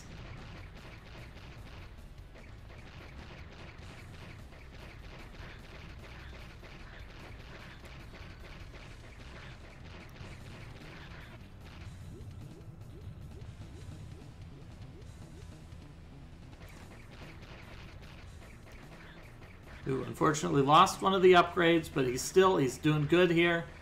He's whittled down a lot of the boss's health. That'd be a great time to chuck a couple of grenades. See, that second attempt, a lot faster than that first one.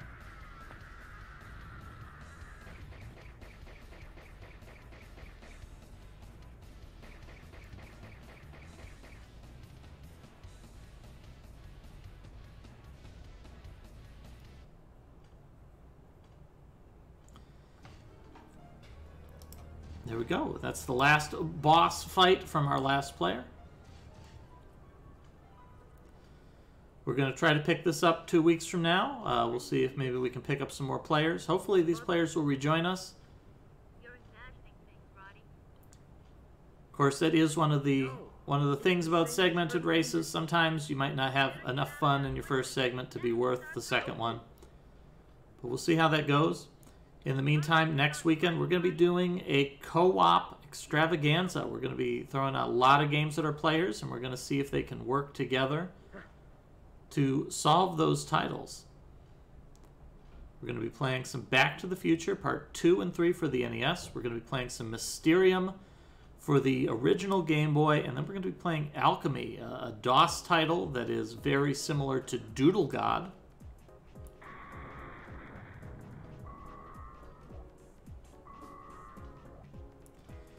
And we're going to see if our players can work together to solve these games in a reasonable amount of time. And just sent them. Pick them up, okay?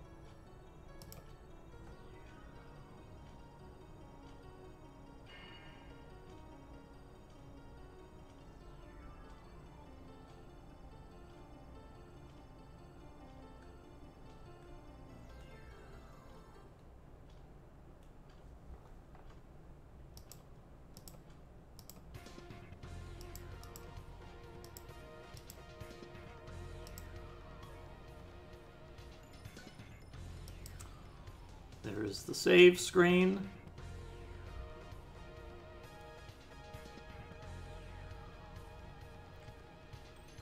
Overwrite the previous save.